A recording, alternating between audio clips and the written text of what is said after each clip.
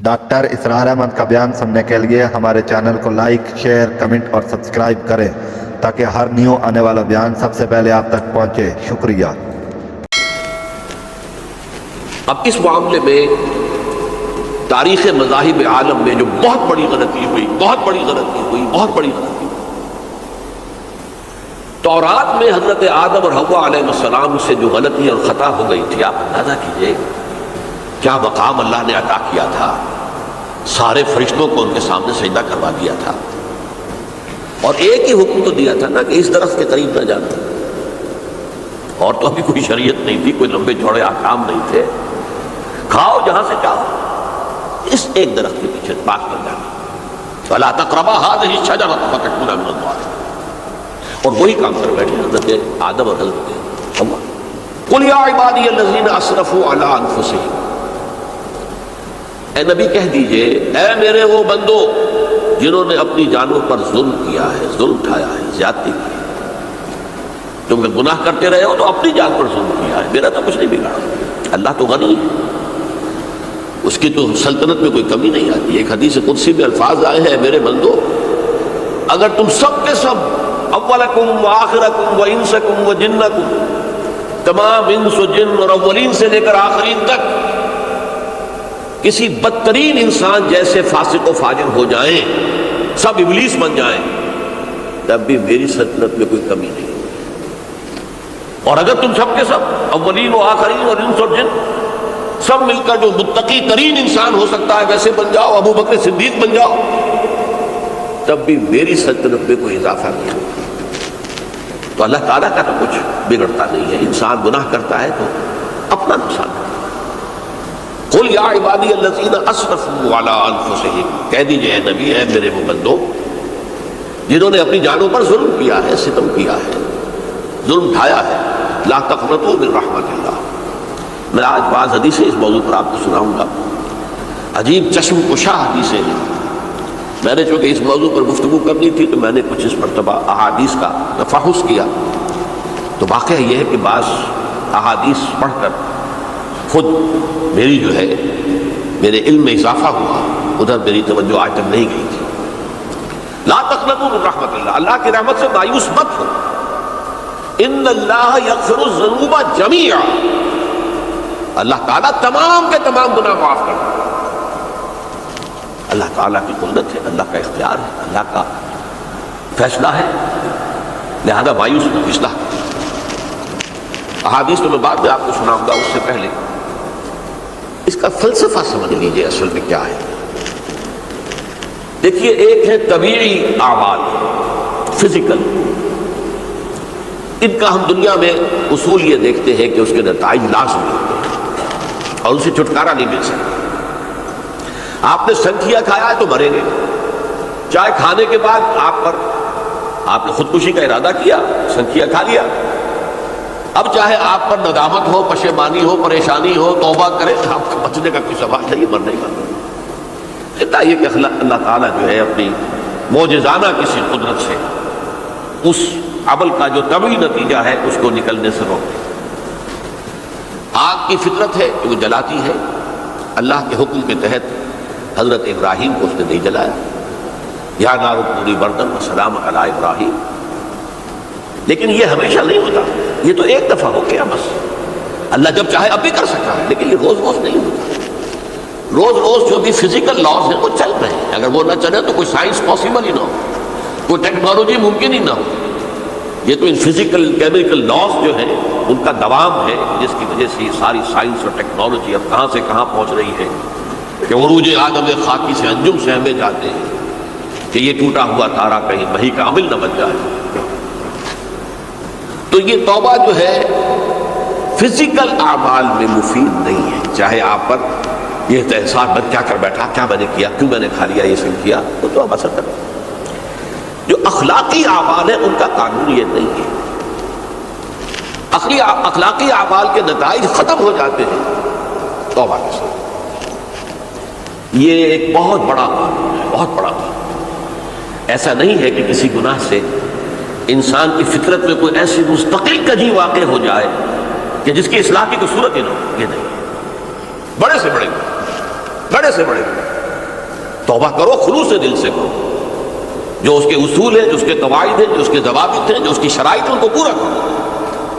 تو بڑے سے بڑے اعمال، برے سے برے اعمال، میں حدیثیں آج آپ کو سناؤں گا، حیران کروں گا، کیونکہ عام طور پر یہی ہوتا ہے کہ مواعظ میں چونکہ لوگوں کو اصلاح کی ترغیب دلانی ہوتی ہے، تو وہ جو انذار کا پہلو ہے اسے زیادہ نمایاں کیا جائے۔ اللہ کی طرف سے شدید ذو انتقام، اللہ انتقام دینے والا، اللہ سزا دینے والا ہے، لیکن یہ دوسرا پہلو جو ہے وہ بھی اپنی جگہ پر بہت اہمیت کا ہے کہ طبیعی اعمال کے نتائج اور عواقب اور اخلاقی اعمال کے نتائج و عواقب یہ ایک جیسے نہیں ہیں۔ اب اس معاملے میں تاریخ مذاہب عالم میں جو بہت بڑی غلطی ہوئی، بہت بڑی غلطی ہوئی، بہت بڑی غلطی ہوئی، تورات میں حضرت آدم اور حوا علیہ السلام سے جو غلطی اور خطا ہو گئی تھی، آپ اندازہ کیجئے کیا مقام اللہ نے عطا کیا تھا، سارے فرشتوں کو ان کے سامنے سجدہ کروا دیا تھا، اور ایک ہی حکم تو دیا تھا نا کہ اس درخت کے قریب نہ جانا، اور تو ابھی کوئی شریعت نہیں تھی، کوئی لمبے چوڑے احکام نہیں تھے، کھاؤ جہاں سے چاہو، اس ایک درخت کے پیچھے پاس کر جانا، فَلَا تَقْرَبَا هَٰذِهِ الشَّجَرَةَ فَتَكُونَا مِنَ الظَّالِمِينَ، اور وہی کام کر بیٹھے حضرت آدم اور حضرت حوا۔ ڈاکٹر اسرار احمد کا بیان سننے کے لیے ہمارے چینل کو لائک، شیئر، کمنٹ اور سبسکرائب کریں تاکہ ہر نیو آنے والا بیان سب سے پہلے آپ تک پہنچے۔ شکریہ۔ علیہ السلام کتنا بڑا گناہ، کتنا بڑا گناہ، کتنا بڑا گناہ، لیکن قرآن نے وضاحت کر دی کہ آدم نے توبہ کی، اللہ نے معاف کر دیا۔ اللہ تعالیٰ سے کلمات سیکھے، ندامت دل میں پیدا ہو گئی حضرت آدم کو، لیکن الفاظ نہیں تھے، کن الفاظ میں اللہ سے معافی مانگوں، مجھ سے خطا ہو گئی ہے، بہت بڑی غلطی ہو گئی، وہ الفاظ بھی اللہ نے سکھائے، فَتَلَقَّىٰ آدَمُ مِن رَبِّهِ کَلِمَاتٍ، یہ ہے جس میں کہ علامہ اقبال کا ایک شعر ہے ان کے نوجوانی کے دور کا، جس پر میں بھول رہا ہوں کہ داغ دہلوی تھے یا کوئی اور تھے کہ جنہوں نے علامہ سے کہا تھا میاں اس عمر میں اور یہ شعر، اس بڑی محفل میں بات آئی تھی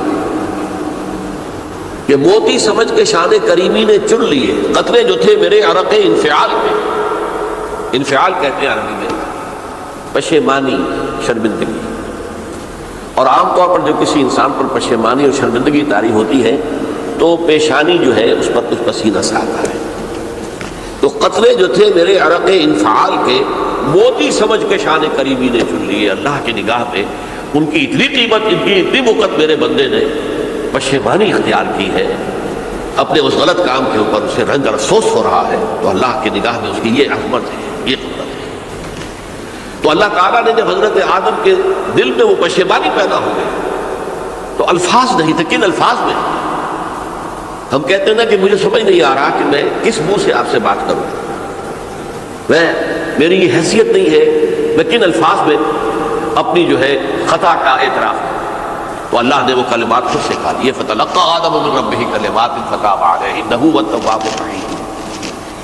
یہ چیز کہیں تورات جب دوبارہ مرتب ہوئی ہے تو وہ نکل گئی، اس میں رہ گئی، باقی اس میں شامل نہیں۔ یہ تاریخی اعتبار سے جان لیجئے، تورات جو ہے وہ آج سے 2500 بلکہ 2600 برس قبل سے دنیا سے غائب ہے۔ یہ تورات کا جو نسخہ تھا یروشلم میں 587 قبل مسیح میں جب نبوکدنضر نے، شاید آج کل آپ دیکھ رہے ہیں یہ عراق کی جنگ میں عراق کے جو خاص ڈویژنز ہیں عراقیوں کے، ریپبلکن گارڈز کے، ان میں سے ایک کا نام جو ہے وہ نبوکدنضر ڈویژن ہے، ایک کا حمورابی ڈویژن ہے۔ حمورابی جو ہے عراق کا بہت پرانا بادشاہ تھا، اور تاریخ انسانی میں سب سے پہلا قانون اس نے بنا دیا۔ حمورابی یہ بہت پرانی تہذیب ہے، دنیا کی غالباً سب سے زیادہ اینشنٹ تہذیب جو ہے وہ عراق کی ہے، حضرت ابراہیم یہی پیدا ہوئے شہر اردن۔ تو نبوکدنضر نے جب تباہ کیا تھا یروشلم کو، 6 لاکھ آدمیوں کو قتل کیا اور 6 لاکھ کو قیدی بنا کر لے گیا بیبیلونیا، بابل کا لفظ بھی آج کل آ رہا ہے، کسی زمانے میں وہ عظیم شہر تھا دنیا کا، وہ معمولی سا شہر رہ گیا، نئے شہر بڑھ گئے۔ تو اس وقت سے اس نے جب یروشلم میں جو ہیکل سلیمانی حضرت سلیمان کی بنائی ہوئی مسجد تھی اس کو جب گرایا، اس کے بعد سے وہیں پر وہ نسخہ رکھا ہوا تھا تورات، پھر دنیا میں وہ نسخہ آپ نہیں گئی۔ یہودیوں کا کہنا ہے کہ موجود ہے، مسجد اقصی کے نیچے وہ جب اس نے گرایا تھا تو جو نیچے تہخانے تھے وہ نہیں گرے تھے، وہ محفوظ رہتے، اوپر ملبہ آ گیا، اور وہیں پر وہ تورات اور وہ تابوت سکینہ جس میں حضرت موسیٰ کا عصا بھی رکھا ہوا ہے اور بہت سے وہ من اور سلوہ کے بھی کچھ نمونے رکھے ہوئے ہیں، وہ تابوت سکینہ اس کا قرآن مجید میں سورہ بقرہ میں ذکر ہے، وہ بھی موجود ہے، اور جو ربائی وہاں اس وقت تھے ان کے علماء، ان کی لاشیں بھی وہاں پڑی ہوئی ہیں، وہ جب ہم کھدائی کریں گے تو دنیا میں سامنے آ جائے گا۔ لیکن بہرحال اس وقت جو مجھے کہنا تھا وہ یہ کہ چونکہ اصل تورات اس وقت گم ہو گئی، 150 سال کے بعد اسے پھر یادداشتوں سے کچھ مرتب کیا گیا تو اس میں غلطیاں پیدا ہو گئی، اب انسانی یادداشت کا معاملہ آ گیا۔ انہی میں سے ایک بڑی غلطی یہ ہوئی، اومیشن یہ ہوئی کہ حضرت آدم نے جو توبہ کی اور اللہ نے قبول فرما لیا، اس کا ذکر اس میں نہیں۔ اس سے نتیجہ عیسائیوں نے کیا اختیار کیا کہ وہ اوریجنل سن کہتے ہیں اسے، وہ جو ابتدائی گناہ تھا عظیم جو ہمارے جد امجد آدم سے سرزد ہوا تھا، اس گناہ کا اثر جو بھی بچہ نسل آدم میں پیدا ہوتا ہے وہ لے کر آتا ہے۔ یہ زمین و آسمان کا فرق ہے۔ اسلام کے نزدیک ہر بچہ جو پیدا ہوتا ہے وہ معصوم ہے، بلکہ مسلم ہے۔ کل مولود یولد علی الفطرہ، جو بھی بچہ پیدا ہوتا ہے وہ فطرت اسلام پر پیدا ہوتا ہے۔ فَأَبَوَاهُ يُحَوِّدَانِهِ أَوْ يُمَجِّسَانِهِ أَوْ يُنَصِّرَانِهِ، یہ تو والدین ہیں اس کے جو اسے مجوسی یا عیسائی یا یہودی بنا دیتے ہیں، ورنہ وہ تو مسلمان ہوتا ہے، فطرت کی کلین سلیٹ لے کر آتے ہیں۔ عیسائیت کہتی ہے ہر انسان جو پیدا ہوتا ہے بنیادی طور پر گناہگار ہے، اپنے جد امجد کے گناہ کا بوجھ لے کر آ رہا ہے۔ اب اس کا علاج انہوں نے پھر کیا تجویز کیا، یہ ہے کہ ایک غلطی پر دوسری غلطی اور دوسری پر تیسری غلطی، خشت اول چون حد بیمار کج تاثریہ بھی ربط دیوار کج۔ اب اللہ نے جب دیکھا اب تو ہر بندہ جو ہے آدم کی اولاد کا بنیادی طور پر پیدائشی طور پر گناہ گار ہے، تو اب کیا کیا جائے؟ تو اللہ نے اپنا اکلوتا بیٹا، صلبی بیٹا مسیح یسوع اسے زمین پر بھیجا۔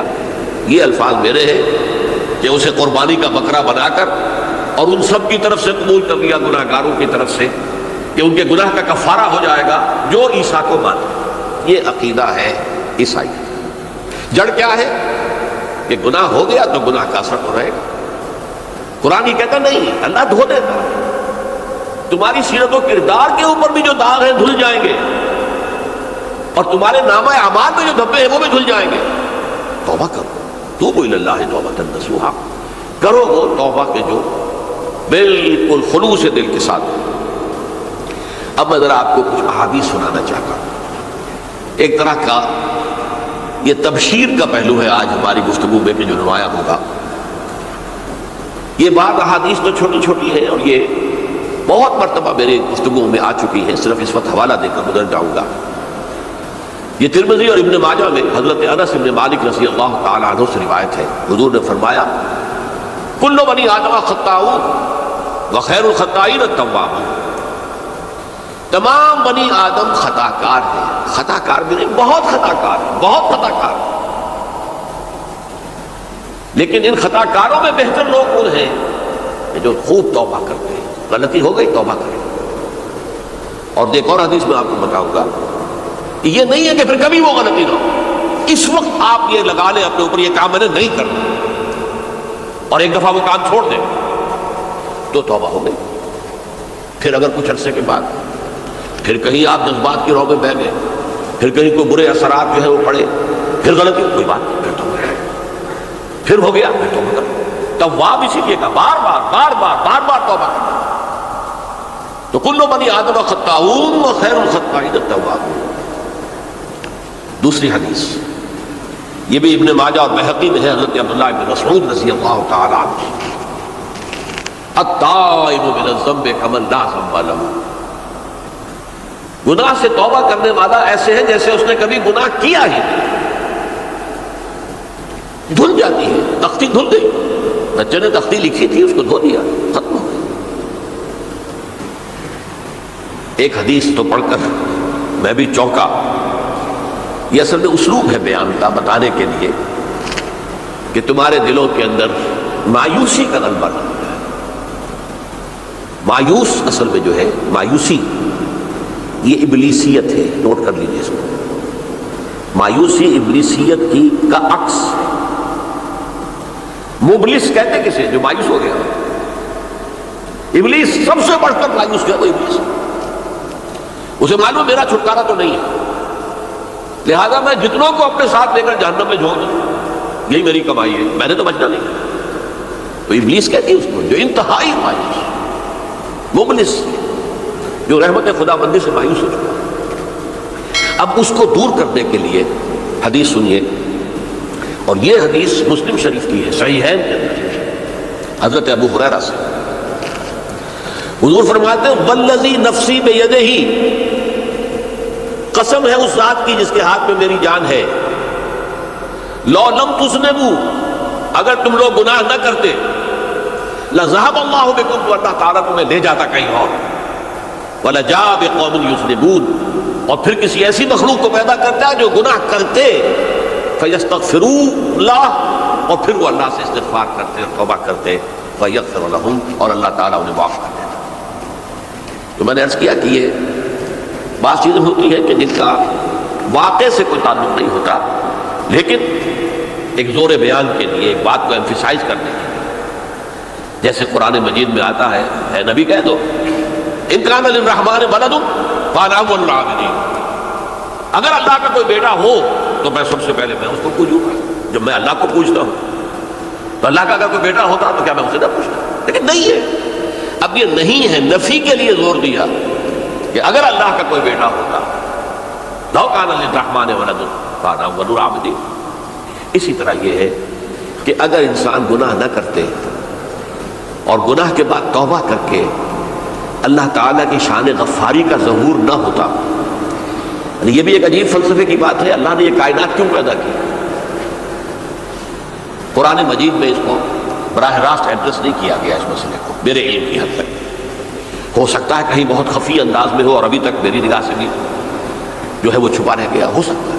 قرآن مجید کے غامض نکات ایسے ہو سکتے ہیں. کوئی شخص، میں تو کہتا ہوں کہ اگر کوئی شخص کہتا ہے، میرے بارے میں ایک عالم دین نے کہہ دیا تھا کہ اسے قرآن پر بڑا عبور حاصل ہے، تو میں نے انہیں پیغام پہنچایا، جن صاحب نے مجھے ان کا یہ جملہ سنایا تھا کہ آپ نے قرآن کی توہین کی ہے. قرآن پر عبور کسی انسان کو نہیں. عبور کا مفہوم کیا ہے؟ دریا کے دو کنارے ہیں، آپ اس کنارے سے اس کنارے چلے گئے تو آپ نے عبور کیا دریا. قرآن کے کنارے ہے ہی نہیں، لا پیدا کنار. لہذا یہ کہہ دینا کسی کے بارے میں کہ قرآن مجید، اب انہوں نے تو ایک طرح سے میری تعریف کی تھی، میرے ایک ساتھی سے جملہ کہا تھا کیونکہ وہ عزیز تھے، تو گویا کہ وہ جو میری تنظیم میں تھے ان کو خوش کرنے کے لیے کہہ دیا ہو یا جو بھی ہو، کہ دلی جذبات ہو سکتا ہے کہ میں نے کہا انہیں یہ میرا پیغام پہنچا دیجیے، آپ نے قرآن کی توہین کی ہے. قرآن پر عبور کسے ہو سکتا ہے؟ نہ معلوم کتنے مقامات ہیں کہ جہاں امام راضی بھی کھڑے ہوئے ایسے نظر آتے ہیں، دہشت زدہ. اعلم ان هذا المقام مقام غامض مہیب عمیق، ہوشیار کے رہ مردم تیغست قدم رہا، ہوشیار ہو جاؤ، یہ بڑا خطرناک مقام ہے، بہت مشکل مقام ہے، اس کے تہ تک پہنچنا کسی کے لیے ممکن نہیں ہے. سورہ حدید کی آیت هو الاول والآخر والظاہر والباطن پر یہ الفاظ ہیں امام راضی نے لکھے. تو اس لیے میں آپ سے عرض کر رہا ہوں کہ یہ کہنے کا انداز ہے، والذی نفسی بیدہ لو لم تذنبوا، اس ہستی کی قسم جس کے ہاتھ میں میری جان ہے، اگر تم گناہ نہ کرتے. تو میں عرض کر رہا تھا تو اللہ کی شان غفاری کیسے ظاہر ہوتی ہے؟ اللہ نے کائنات کیوں پیدا کی؟ کنت کنزا مخفیا فاحببت ان اعرف فخلقت الخلق. محدثین کرام اگرچہ اس حدیث کی سند کو پختہ نہیں مانتے، لیکن اکثر مفسرین نے اس کو تسلیم کیا ہے. علامہ آلوسی نے تسلیم کیا کہ میں ایک چھپے ہوئے خزانے کے مانند تھا. اب خزانہ کہیں پڑا ہے، اس کا کیا حاصل کیا ہے؟ وہ تو کہیں کھلے، کسی کے پاس جائے، وہ اسے فائدہ اٹھائے تب تو کوئی فائدہ ہوا. تو کن تو کنزا مخفیا، میرے اندر طاقت تھی، قوت تھی، خلاقی تھی، میری شاعریں ساری میرے اندر ہی اندر تھی نا. کن تو کنزا مخفیا فاحببت ان اعرف، تو میں نے یہ چاہا کہ مجھے پہچانا جائے. فخلقت الخلق، تو میں نے خلق کی تخلیق کی ہے. اب مجھے پہچانو اس کائنات کے ذریعے سے، یہ میری تخلیق ہے. آؤ دیکھو، ایک مصور اپنی تصویروں کی نمائش لگا، دیکھو میرے شاہکار، آؤ دیکھو، یہ میرے فن کے کمال کے نمونے، آؤ دیکھو. یہ ہے سب. دیکھو زمین آسمان، ان فی خلق السماوات والارض واختلاف اللیل والنہار والفلک التی تجری فی البحر بما ینفع الناس وما انزل اللہ من السماء من ماء فاحیا بہ الارض من بعد موتها، یہ ساری آیات ہیں، غور کرو۔